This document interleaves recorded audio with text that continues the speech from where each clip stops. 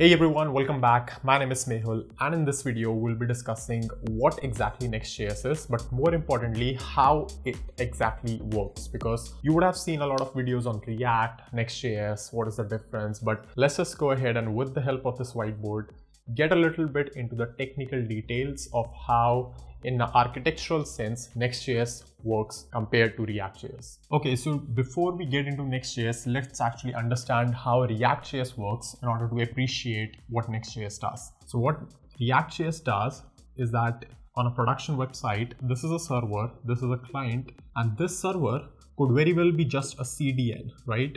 It need not to be a server like EC2 or anything. It could be just a CDN as well. CDN is just a dumb server which just knows how to present files, right? It does not know how to compute and stuff. I mean, it knows till a certain degree, but you cannot really run scripts and everything. CDNs are optimized for file delivery, not for compute. So this CDN delivers this client a single file on the handshake, right? Index.html. Now this index.html actually contains inside its source code, it contains something known as bundle.js. Now this file could be named pretty much anything, but I think the default name for React is bundle.js. And this bundle.js actually contains a lot of JavaScript code, which contains the React runtime, which contains what the page should look like in terms of JSX and the components, how the routing should work, how your pages should be structured, should be layout and everything. So basically this index.html right here is pretty much blank. So it's pretty much a blank document which only contains this bundle.js as a bootstrap point. Now, why do we do this? This is required because React is fundamentally a JavaScript framework, right? It cannot run without JavaScript. Even to construct the layout, when you do a return h1 inside of JSX, this actually gets compiled down to react.createElement, and that's syntax, right? Or some modern syntax with JSX, right? But this technically is still JavaScript. It's not HTML. In order to do that, it has to deliver a JavaScript file to the client, and the client has to execute this JavaScript first.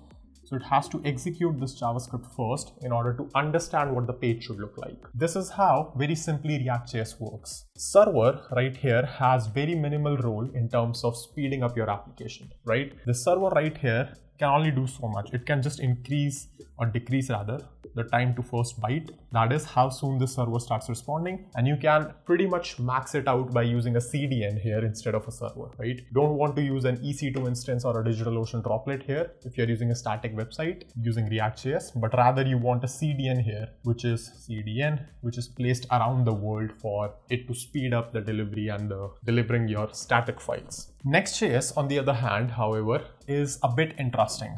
And why is that? That is because some of the features of Next.js actually require you to run a live server. Now this server, in fact, could be serverless, but it needs a Node.js process, right? So it needs a Node.js process. And the fact if you're using it with a provider like Vercel, which has a first-class support for Next.js, you can actually put a CDN in between as well. This is the important part with Next.js alongside with the server-side rendering as well, but we'll discuss that. So let's assume you are hosting a website on Vercel right now. You can do it on AWS as well using something known as AWS serverless Next.js. There's a whole full-blown architecture in serverless, how you can use AWS for that. But Vercel is very, very simple compared to this setup. Okay, so what is happening here is this is the client. And remember, what we discussed with React.js is that your bundle.js comes from the server and gets executed and the page is displayed, right? So what some people thought, well, what about if we try to execute this React instead of on client on the server and send the initial generated document to the client? It seems like a nice idea, right? I mean, on first thought, you might understand that this seems like a valid idea, that you just generate the HTML on the server and send it to the client. But the problem here is that this HTML needs a bit of revalidation. That means in React, you write event handlers and functions, and you access window, and you do a use effect which runs after the component is mounted, and all of that is not available on the server, right? It is too expensive to just run a Puppeteer, a headless browser, and render it and do that stuff. So what people do is they actually wrote a renderer, server-side renderer for React, which is known as React DOM/server.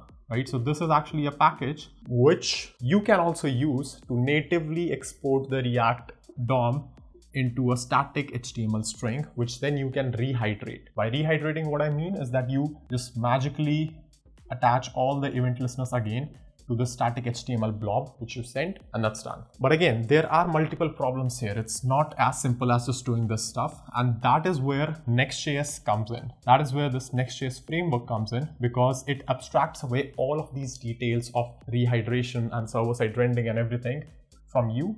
And on top of it, because it is running on a server, it can actually give you additional superpowers, which are not present with just a simple static React.js bundle. So what Next.js does as a first job is that it renders the same page on server, right? So it renders the same page on server, which you're seeing in a Next.js, in a React.js application. Once it does that, it creates an HTML blob out of that, right? So this is an HTML document, which is up and ready for the person to just open in the browser. And if you don't know this, HTML is in orders of magnitude faster than JavaScript. So if you have a document which just shows some HTML document, and if you have a JavaScript document which constructs that from the scratch, then you're gonna see that browsers are very, very, very optimized to display the HTML part very quickly compared to executing the JavaScript, because JavaScript is a programming language, right? It needs to boot up the whole V8 runtime environment in order to parse the language syntax and do so much stuff. HTML, on the other hand, is a markup language, and browsers have really optimized themselves to actually construct layouts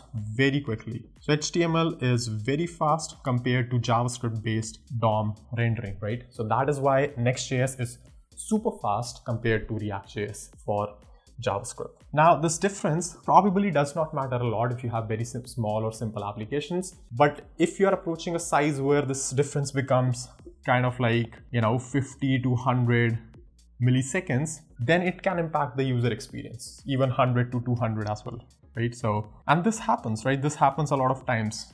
Even if you just have a library like Moment.js, for example, for date parsing, which is a very common job, right? If you do it on the server side and create an HTML out of that, that is much, much faster compared to doing a Moment.js render on the client side and then displaying the formatted date. All right, so the first thing Next.js does very well is that it renders the HTML on the server side and generates this blob of HTML data which we have. The next smart thing which it does, at least if you're hosting it on Vercel or yourself, or you're using a CDN, is that this can store the statically generated page on the CDN, right? So what the CDN is, like we discussed briefly, it's a content delivery network, but in simple words, it's just a dump server, right? So it's a dump server which does not usually execute a lot of code, right? So this is a dump server. It is just meant to serve files to the user. That is it. That's all it does. And the second thing CDN does is that it is pretty much, spread across the world. So if this is Earth, then you're gonna see that companies like AWS or Cloudflare or even Vercel, I think Vercel uses AWS anyway. So these companies have a lot of CDNs in multiple countries, right? Which are ready to serve any sort of file closest to the user. So this CDN can deliver files super quickly, right? The fact that you don't have to render this React on server is super critical, because Node.js is not friendly with CPU, right? Node.js is a slow language for CPU bound tasks.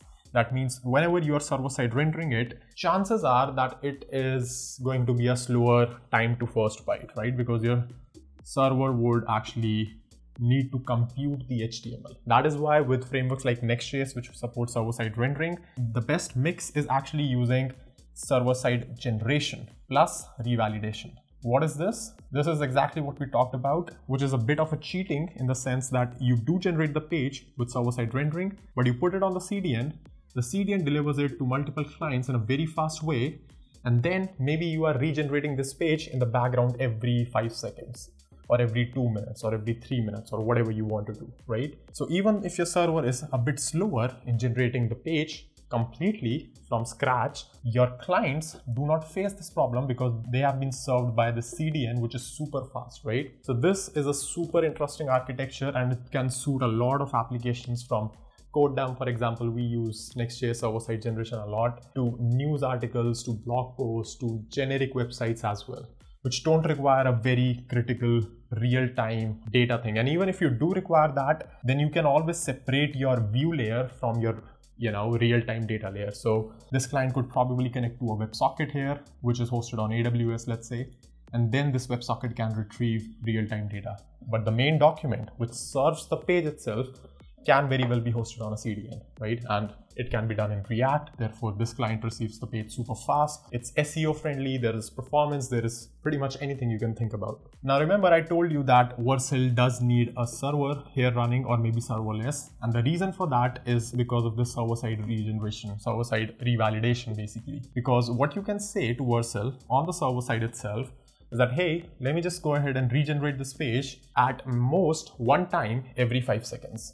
So the moment you do that, Vercel automatically runs some sort of script or whatever internal architecture they have, but the CDN flushes out whenever there's a new copy of the page available, right? So whenever the server says that, hey, there's a new copy available for this, then the CDN says, okay, I'm just gonna stop serving the older copy and start serving the newer copy to the clients, right? So for this process, you need a server. Vercel needs a server, and again, you don't really manage this if you're hosting it on Vercel. If you're hosting this on AWS, then of course you have to manage that stuff a bit. But yeah, I mean, that's pretty interesting.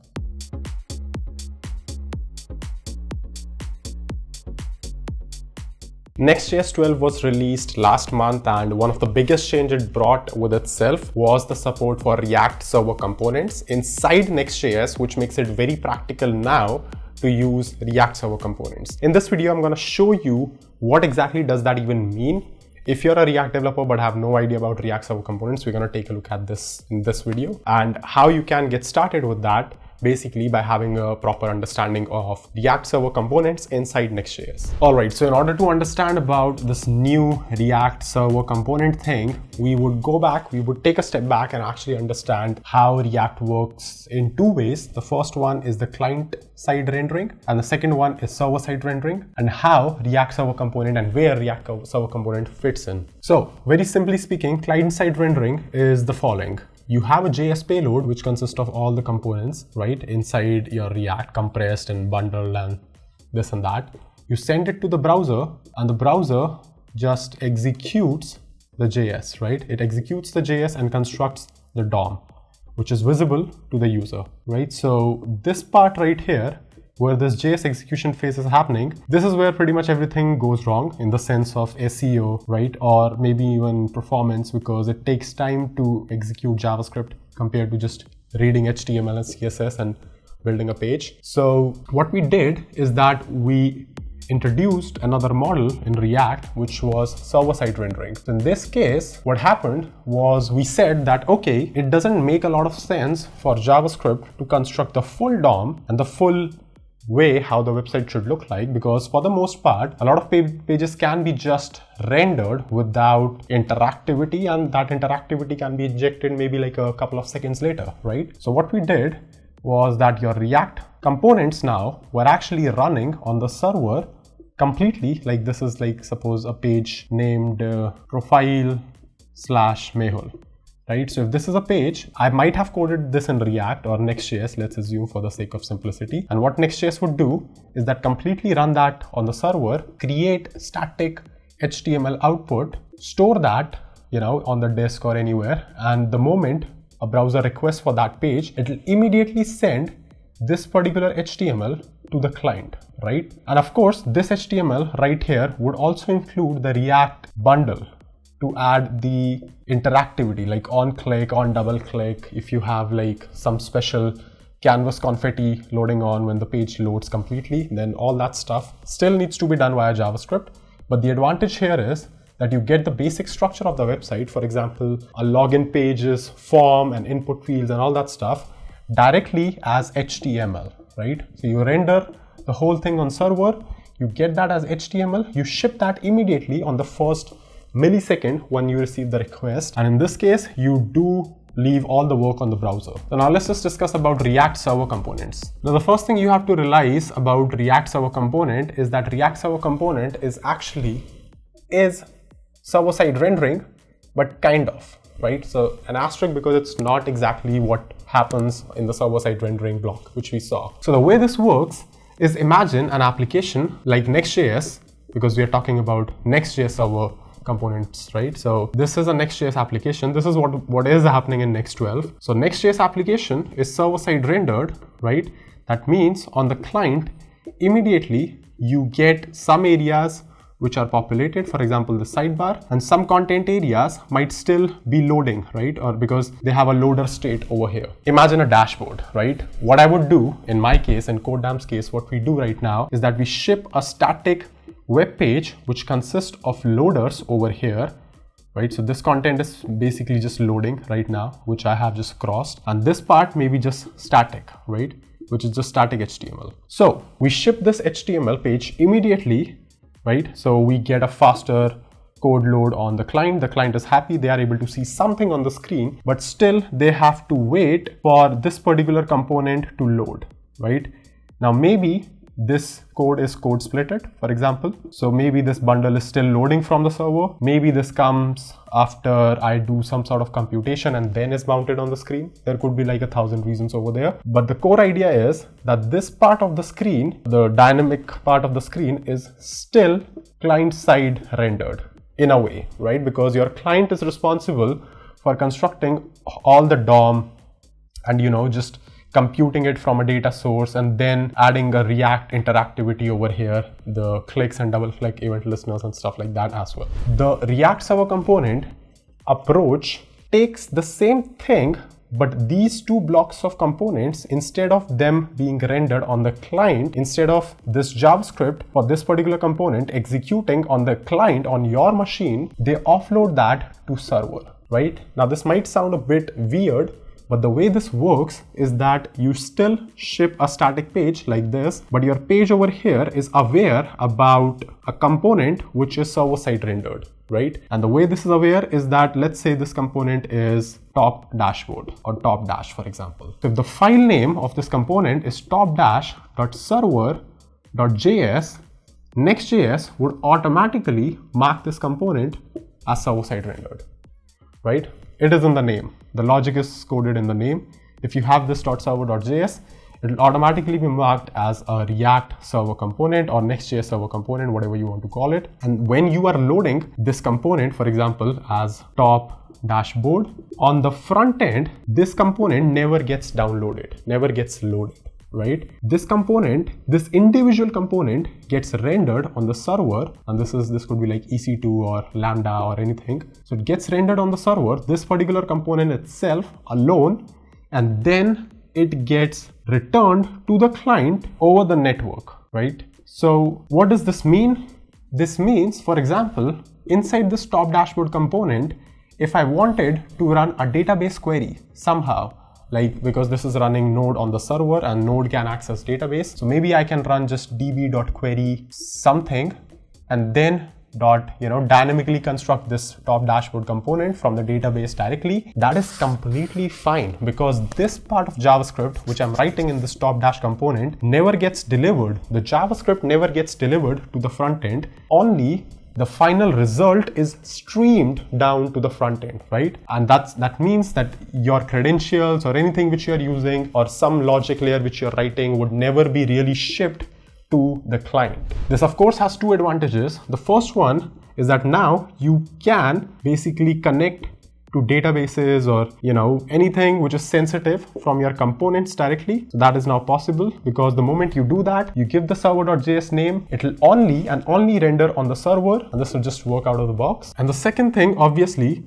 is performance. Why? Because your server's performance is probably going to be much better and beefier. I mean, the server would be, especially if you're using Lambda functions, for example, then this is like running maybe 1 or 2 core system with 3 to 4 gigs of RAM just dedicated to render your own component, whereas your computer, the client's computer, is having like a ton of things running in the background. So of course, it will be better performance, not only in terms of network, but also in terms of CPU. So you get advantages pretty much on both the ends. Now this part exactly where we discuss about how this communication happens, this is something which is, I would say, for the most part, a still work in progress. Last December, I created a video. By then, React team was not using JSON. They were using some, I don't know, like custom made solution for sending this particular data over here. So this is like the first thing, that the data which you get, the server side rendered thing which you get is not HTML or JSON. It's some different format.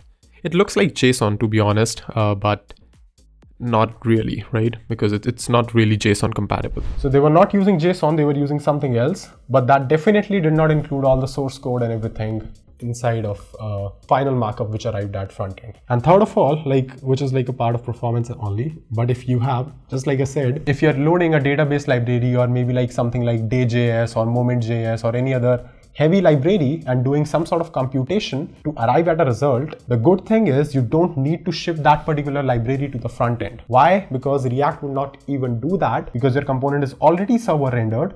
It does not need that library, and that can just directly, be present on the screen. So this is a bit about the theoretical part of React server components in Next.js as well, which I wanted to just explain before we dive into a proper Next.js demo, which uses a lot of React server components. But yeah, hopefully you get an idea of what client-side rendering is, what server-side rendering is, and what this new concept React server component is. If you're new to React, I mean, you don't necessarily have to overwhelm yourself with all these terminologies. It's completely fine even if you don't really, consider this in your workflow just yet. But for those of you who are moderately experienced with React and client-side and server-side and Next.js, this might be like the next learning thing for all of us, right?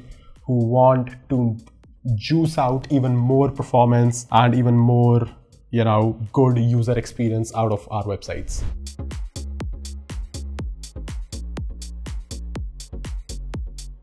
Next.js 12 is out, and it is out with a lot of interesting, new and awesome features which impact the performance, the speed of your apps and the functionality of your apps as well. In this video, I'll give you a complete breakdown of what's new, what's exciting, and what you should be caring about if you're a React developer, if you're a Next.js developer, or if you're somebody who's trying to get into this ecosystem. Let's go. All right, so just to get everyone on the same page, this 2-minute section on this YouTube video would be a quick rundown of what Next.js is. If you know that already, you can skip that. But for those of you who don't know what Next.js is we pretty much took React on the server and we gave React superpowers. And that superpower mainly is server-side rendering, right? So you render the React document, which is your React component, on the server itself in the HTML format, and then send it to the client. Right? So if you're a React developer, you know that you write in .js files and those bundles are shipped to the client. But that happens the other way in Next.js. Not exactly the other way. The way is that React code runs on the server itself. It generates the HTML. The HTML then is served to the client. This client is then rehydrated to include all the event listeners and everything. So this is like a very short 30-second rundown of what Next.js overall does, but it does a lot more than that. It's a complete framework. So if you want to know about that, you can check out this video on why I'm not using React.js or whatever the title is. That should be linked. That goes deep into Next.js. But once now we have a little bit of idea about what Next.js is, let's move on to the latest release and why does it matter. All right, so the very first thing, which is probably the most important thing as well, is the Rust compiler. Now, this might not seem like a big thing or people might not realize what this is, but this is the very first step in the direction where TypeScript is actually compiled and checked eventually. This part is eventually in future, but this thing is here right now. So what we have effectively done, what Next.js has done in this release, is they have used a project known as SWC, which is a TypeScript compiler written in Rust. Now, why does this matter? Because right now the TypeScript compiler is written in JavaScript. So, I mean, that's fine, but this piece of technology, the TypeScript compiler, the TSC, is very slow on larger code bases, right? If you have worked with any project which is mid to large size, you would realize that it would take a lot of time to compile. Porting that to Rust and bringing those benefits to Next.js actually speeds up what Wurzel claims up to 17 times the compilation and the building phase of your project. So that's not a small number, right? This is 17 17 times faster speed up. And this is right now just the compilation part. We haven't really done the type checking part yet, where the real benefits would unlock, because type checking is even more, consuming CPU bound and intensive compared to the compilation part. So this type checker is not implemented in Rust yet, but I mean, the SWC founder, the creator of SWC, actually works at Vercel. So I mean, it's just a matter of time where when they just invest enough into the engineering of this SWC compiler and type checker, that we would have something like that in Rust as well, which would be, this would be like a really game changer. But in general, this Rust compiler and making it an official release is also a very big step in terms of using more Rust in the web ecosystem. As you can see, you have a faster build time, faster refresh with the help of Rust compiler, so that is definitely useful. But right here, down here, you can see Vercel also claims it's up to 17 times faster than Babel, which is like the default software which is used for bundling and compiling. For bundling, they're still using Webpack. They're not replacing it with anything, but that might also be done in future because SWC also comes in with a little bit of bundling functionalities. The second interesting thing which was released is the support of middlewares, which is also super interesting because now what you can do is, if you have a route like user and anything here, or if you have a route like something like lawn or anything here, which we have on codedamn, before any sort of function or any sort of functionality runs in these pages, you can have a middleware which can be implemented as a rate limiter, as an auth provider, as anything, and then the actual server or actual response runs, right? And this part is also interesting, which is like our third announcement. So I'll not discuss a lot about this part, but this middleware right here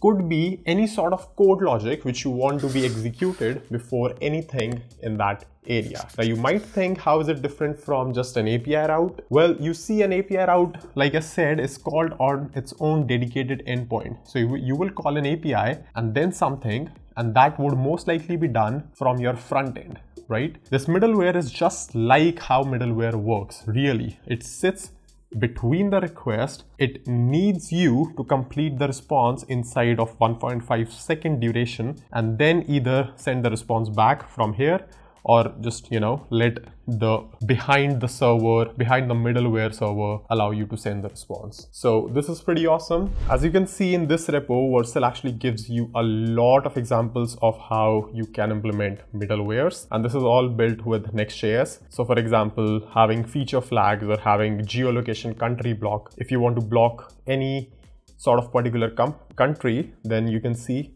if I go to pages and middleware, all you have to do is get the country, for example, in that middleware, and if that is a blocked country, block Australia and whatever you want, then you just respond directly to that. Otherwise, right now they also respond directly, but you could just pass it to the next thing, right? Just next server to handle this particular URL call. Now I want to talk more about middlewares, but that would not be possible until we discuss what this server is and what this server in fact is as well. So this server right here is a new type of server function which Vercel has introduced, and that is edge function. And this is not something in general which is new. Cloudflare has been doing it for ages. Cloudflare calls it Cloudflare workers. If you have heard about that, I have made a bunch of videos. So Vercel has introduced their own version of Cloudflare workers. That is, they're calling it as edge functions. And what this edge function is doing is pretty much what Cloudflare does. Execute them with no cold starts. That means your functions will not have those, 200, 500, even 1 second sometime of latency, because they are using it just like Cloudflare does. They were probably using this in a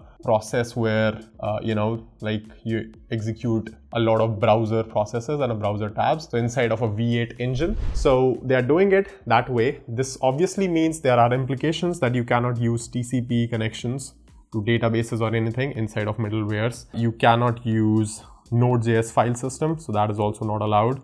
You cannot use most of the libraries or implementations which might require some sort of socket working or anything. So I'm assuming like DNS or anything that probably cannot be used as well. But these are edge functions. That means this middleware is running on the edge. And if you think about it, it makes a lot of sense. Why? Because this middleware is a function which probably might be running on every request, right? In a certain page block.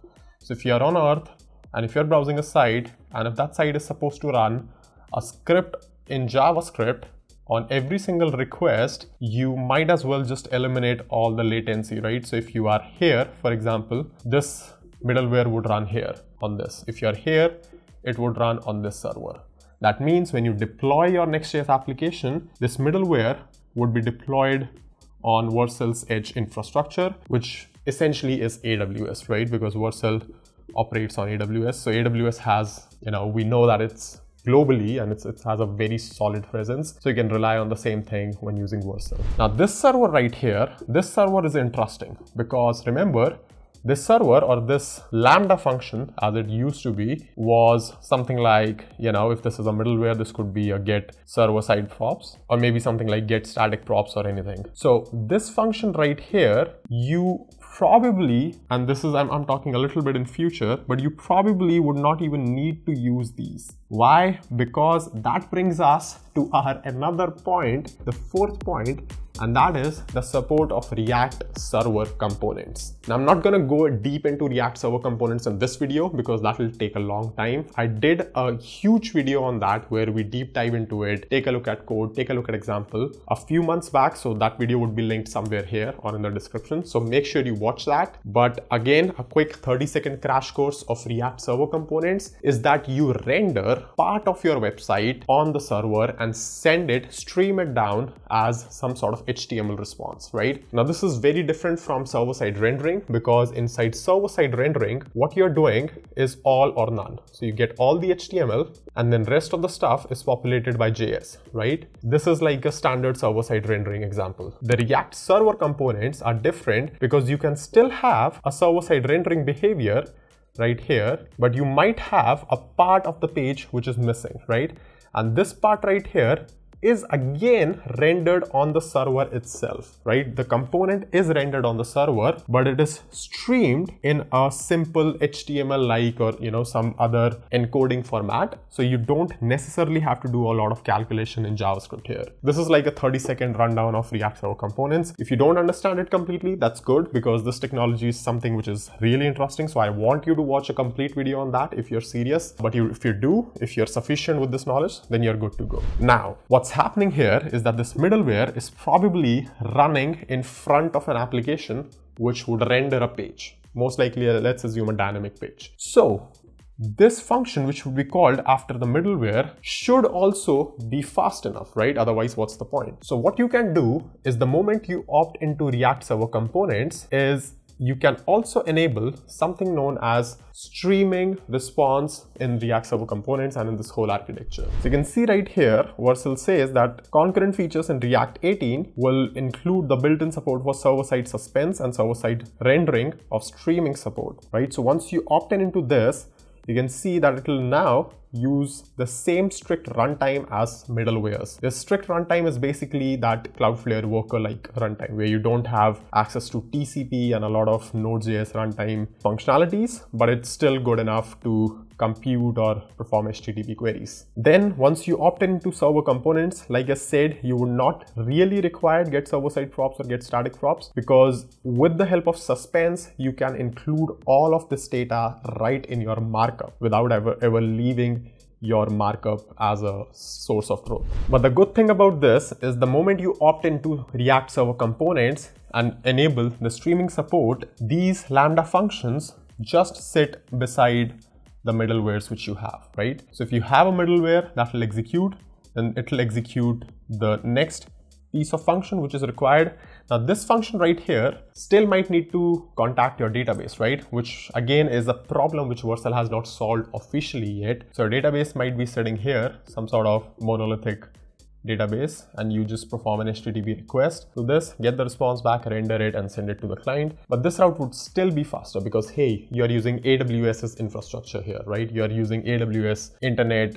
I don't know how many terabytes of bandwidth they have on single data center, but you are in good hands. That's what I want to say. So now we have middlewares on the edge. Now we have the server-side rendering things on the edge. The database part is left to figure out maybe in the next release. But this whole infrastructure means that this person right here who's browsing your website pretty much never leaves the request, for the most part, if we ignore the database part, never really leaves the nearest neighbor or the nearest point of contact. Why? Because your response, your server-side rendered response might be cached as CDN on a CDN. You have your compute layer in terms of middlewares and suspense on the edge. So that is amazing. And once you figure out the database part, because a lot of databases now are actually globally distributed and this and that, but I'm not sure like how feasible that problem is to solve with, strong consistency and global distribution, especially in databases, because that's a hard problem. But the idea here is that for the most part, if your request does not require a database, if that is just a simple rendering, these three things would make your website so damn fast that you would not be able to realize that how come compute heavy website like this is loading so quickly, because everything now is happening on the edge, from caching to computation to middlewares to data fetching, everything basically. And this means amazing experience for people who have fast internet connections, but even better experience for people who have slow connections, because they would probably see a much larger difference compared to people who already are in a habit of, just fast connections. Finally, we also have official support for ES modules. This means now Vercel would allow your Next.js application to just pretty much import directly from a URL, like how you would have seen in Dino examples. But that is an official thing in JavaScript, and web browser support of ES modules is also there. So ES module support is definitely coming, and it just lists that as URL support as well. It just lists a bunch of CDNs here as well, which would just work drag and drop, right? So this canvas confetti is one package which we also use on codedamn, which just pops that canvas once you complete a lab or a video, right? So just import it from a URL and be done with it. No need to install it or do anything. And Next.js would automatically maintain a log file for that as well. It has to, I mean. Then we have a couple of smaller changes, but this was pretty much, I guess, the gist of it. And you can see more about what we discussed about the edge functions right here, because technically speaking, edge functions is not a Next.js feature. It's a Vercel feature, right? Vercel is a cloud provider, or Vercel is a SaaS product, right? So Next.js can opt into that, and they have pretty much built it just like that. That will be very relevant for anyone who's using Next.js. But they say right here that it's basically technology or framework agnostic. That means if not now, they would pretty much support more frameworks or more things on even more languages, you never know, on the edge as a runtime. And here you can see all the examples of middlewares implemented in Next.js. So if you want to do some security, API rate limiting, basic auth, this and that. So we have talked a bunch about this, but feel free to just deep dive into these examples as well if you want. So yeah, that's pretty much it for the latest Next 12 release from Vercel. Super excited to try this out on codedamn.com. We are still running Next 11 and probably we would be, because we have like all sorts of Babel configuration and Webpack custom configurations. It will be, I'm assuming, a mess to upgrade to Next 12, but it should not be for the most projects if you're not doing anything hacky, right? So I will keep you updated on more findings when I use more of Next 12 and more of Next 12 features over the next 1 or 2 weeks.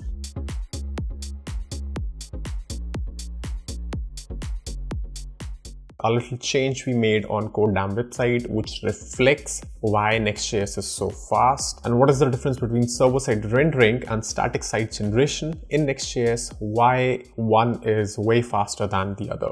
Let's go. So you see, when you land on codedamn.com, you get a homepage like this. Even when you start exploring pages like dashboard, courses, and not exactly courses right now, but something like learning paths, full stack web developer learning paths, you will see that a lot of these pages open instantaneously. And if we open the inspector over here, and if I go to networks tab and in the doc section, and if I refresh this page, you're gonna see that if I do it a few times, you're gonna see that the time section over here is 115 millisecond, and the waterfall for this particular request, that is the main document, which is the HTML, which basically initiates every other request call, whether that's a JavaScript call, whether that's a style sheet, whether that's images and so on. That happens after this document is loaded, and this takes the first byte from the server, from the endpoint, from the end server to my computer, takes 100 milliseconds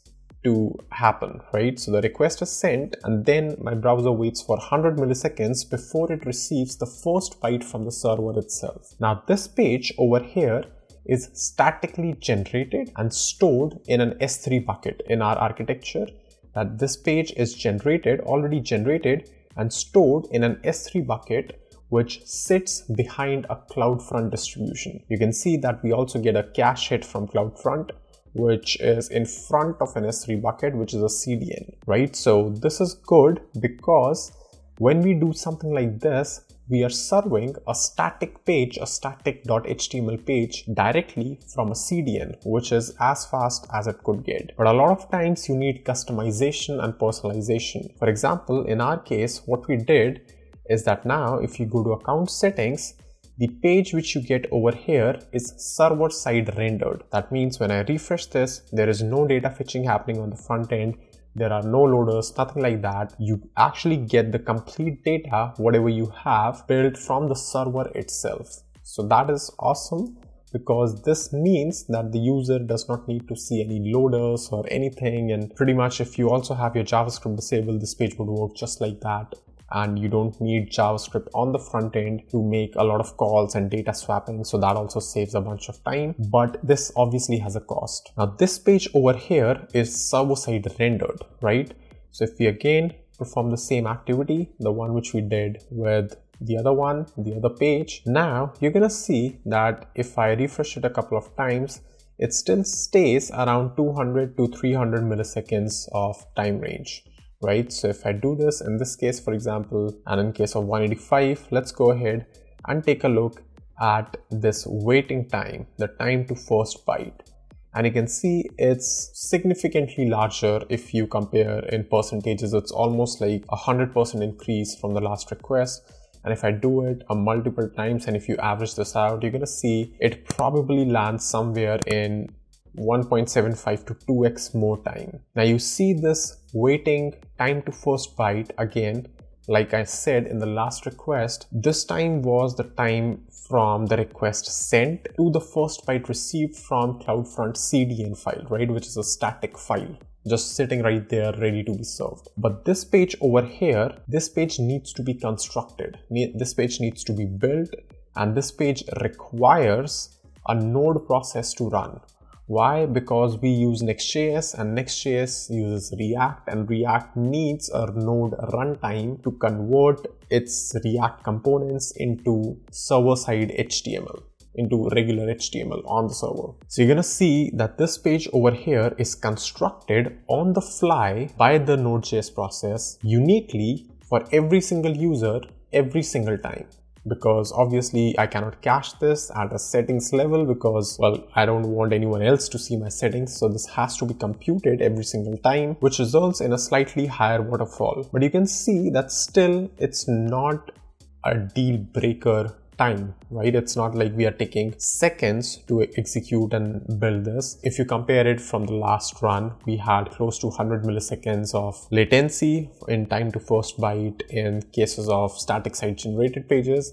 And in this case, it's just 100 milliseconds more. So, I mean, it's fine because if you compare this with the total execution time, you're gonna realize that this option probably is better compared to sending an empty structure on the page and then making an API call and loading it. Because in that case, you have to show the people loaders and then you have to make a separate backend call and so on. And if you have the option to make that separate backend call on the server itself, then why not? Because it provides much better experience if you remove that 100 millisecond delay which you see over here. Now this of course assumes that your API responses are fast themselves, because if your API in itself is slow, then obviously this would also increase significantly, and that would actually lead to bad user experience because the user might see a white spinning page for a couple of seconds, and you don't want that. If that is the case, if your API itself is slow, then you should probably stick to static site generation plus loading the data on the front end.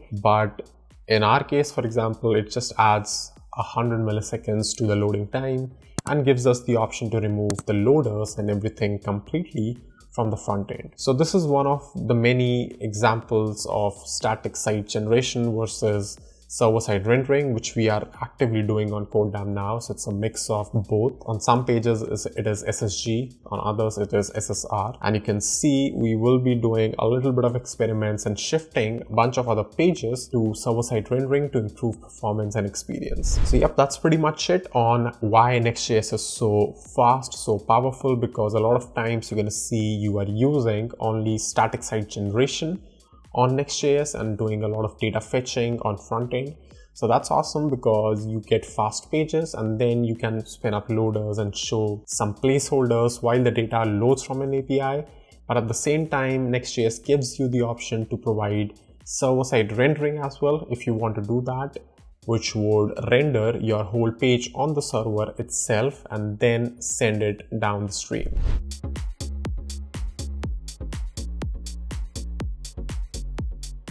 So Next.js 12.1 is here, and this is a big deal. This probably might be one of the most important releases Next.js has done because it launches a singular important feature, which is on-demand ISR. That is in beta now. It is in unstable mode, but it's still available. It still works. I would say this is probably one of the most important updates Next.js has done in a long time. And all of these updates are actually something which I'll not even talk about in this video because this one in itself is so important. So let's discuss that. So before actually discussing what exactly this does on a technical level, let's take a look at how this works through a demo. So they have deployed this one demo on Vercel, obviously. And what this is that you can see this page over here. If I go to my networks tab, this page over here, and if I switch to, let's say, document, you can see I'm getting a status of 304. Now a status of 304 means not modified. That means what essentially the CDN is telling is that there is nothing to be fetched from the server, so the browser can use the cache which it had, right? And it has a super fast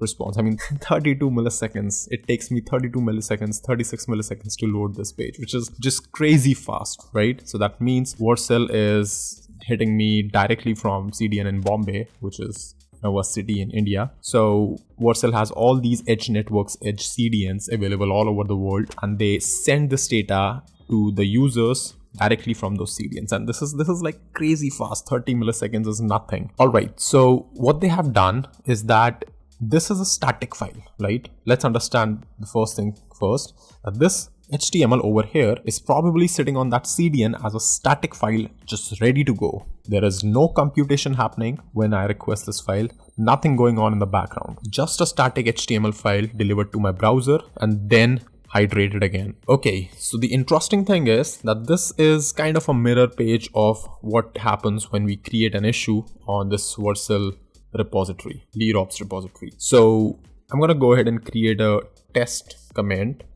I'm gonna say you are being tested as a test, I don't know, like test example for a YouTube video, right? And I'm gonna submit this issue. Now I submitted just now, give it a refresh, and there you go. You can see that we got a status code of 200. This means that this document got a status code of 200. Okay, that means there was something new. So we fetched it. And now when I refresh it again, we get 200 for the second refresh. But after that, we started getting 304. That means this is again cached, right? And it happened in the span of seconds, right? So the first request after I changed this, after I added a new issue or a new comment in this case, I got a status code of 200. That means the cache was invalidated. And after that, it reverted back to 304. This means that, okay, someone else also added the issue. So that's why mine got pushed a little bit. But you can see that after a while, it starts showing you just 304, which is awesome, right? Because this means again you are down to the 39 milliseconds. So I'm going to go ahead and open my test comment over here, and I'm going to see over here, let's see if I refresh this again, we get 200 doc for the first time. And if I refresh this now, we are getting 304. If I add another comment over here, if I quickly go ahead and refresh this, you can see it here, I get the first comment over here with a much higher time for the first render, but the subsequent renders, the time drops significantly because now I'm getting a hit from the cache from the CDN directly. So what exactly is this black magic? What is happening? So you see Vercel used to support and Next.js used to support something known as incremental static regeneration with a revalidate parameter. Earlier, what it used to do is that it will give you an option that, okay, if you want to periodically regenerate a static page, for example, this page, you can tell us, you can say that you want to generate it in 30 seconds, maybe in 60 seconds, and Vercel Next.js would attempt to regenerate that page at most once every that duration which you specified. So you see that, let's say if you specified on this page itself,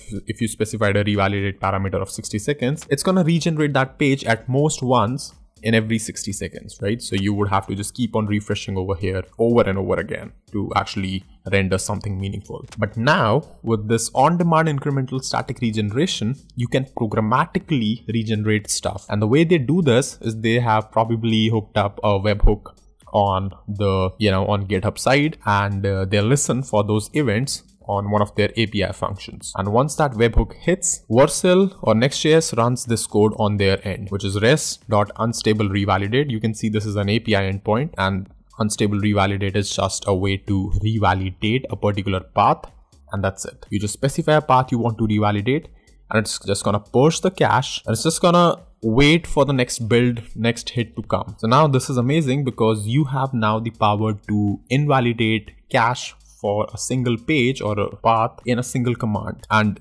this change, as Vercel says, propagates on their global CDN within 300 milliseconds, which is crazy low amount compared to the fact that Vercel actually propagates this on a global CDN. Compare this to CloudFront or even Cloudflare, which Cloudflare takes, for their KV store at least, I think 60 seconds. They have this guarantee that they will propagate it within 60 seconds, but it probably might take 60 seconds for their KV store. CloudFront is basically lazy as hell. So CloudFront takes, I think, anywhere between 10 minutes or something if you do a complete or grand scale cache invalidation. But Vercel does this in 300 milliseconds, which is in blink of an eye. So these are some crazy fast numbers. The latency is crazy low. You're developing super dynamic content now, and you're able to purge this very easily with a click, not exactly click of a button, but actually a call of an API. Now let me tell you why this is a game changer for developers as well as for Vercel. For developers, it seems obvious at first because this is something which will allow you to build highly dynamic websites with highly cached versions. So you might have a dynamic route where you might have one page which is accessed a lot, whereas the other page which is not accessed at all that much, and you can keep both of those pages basically completely statically generated without any revalidate parameters, and only incrementally regenerate them as required. The best case for this is, for example, blog posts. You don't even need to generate those pages until requested, right? And when they are requested, if they are before a certain date, or if you have certain criteria like the post is just updated and so on, you can just on demand regenerate them and just completely omit the revalidate parameter. I mean this feels almost like a game changer to me, honestly, because anywhere that a particular change needs to be reflected on the main website, you hook this revalidation API call, this call to this endpoint in that particular microservice or in that particular webhook or something. Now, this seems very obvious at front for us as developers, but this is a game changer move from Vercel also. Why? Because these numbers, I'm not sure how many players in the industry can offer this number. And this is the game. This would have been a useless feature if Vercel took 7 seconds, 10 seconds, 12 seconds, even 4 seconds. Because if I'm putting a comment, if I'm publishing it and refresh it and I don't see it, it's bad. But if Vercel is able to really achieve this at scale at 300 milliseconds, propagating their global CDNs so quickly, then this means that Vercel has cracked a formula where it can serve the content at static speed, which is highly dynamic, right? So highly dynamic content at a very static level performance, which is always faster than computing something at the edge. So computing something at the edge is much slower.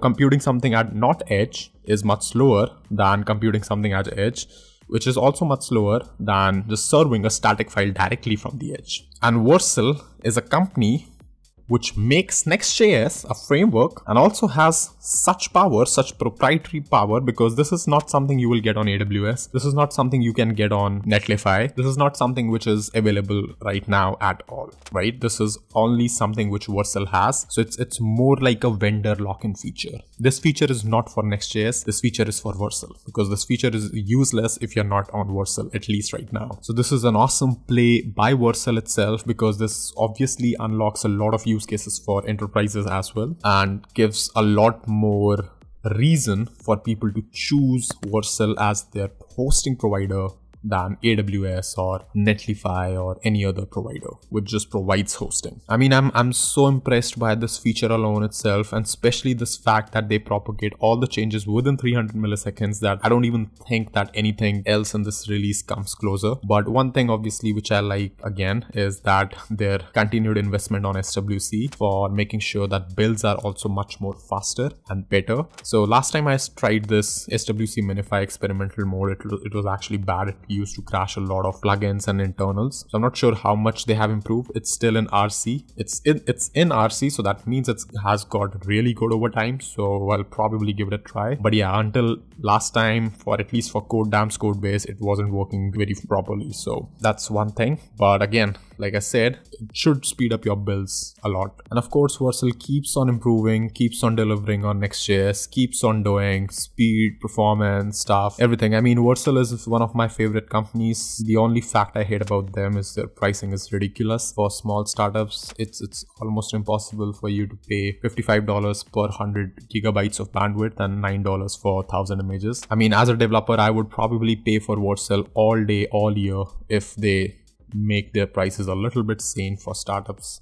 And of course, until we raise hundreds of millions of dollars, or even tens of millions would do, it would not be very feasible for us to actually jump to Vercel Enterprise, which is something that charges you in 4 digits per month with an annual contract. So it's almost like spending a few $100,000 per year, close to $100,000. But yeah, I mean, this is like crazy stuff happening in today's time. Remix is coming out with tons of new features and a very different approach in architecture where they move the compute closer to the user, to the edge. Now, Vercel has come out with Next.js where they give you programmatic way of just, ISRing something. So incremental static regeneration is like a different approach of cache control, which is what Remix goes with, which is like a web standard. But yeah, I mean, this is crazy time to be in web development, and especially just making sure about what is happening in the Vercel and the front-end framework world, at least for now. But yeah, I mean, I'm super impressed with Vercel as usual.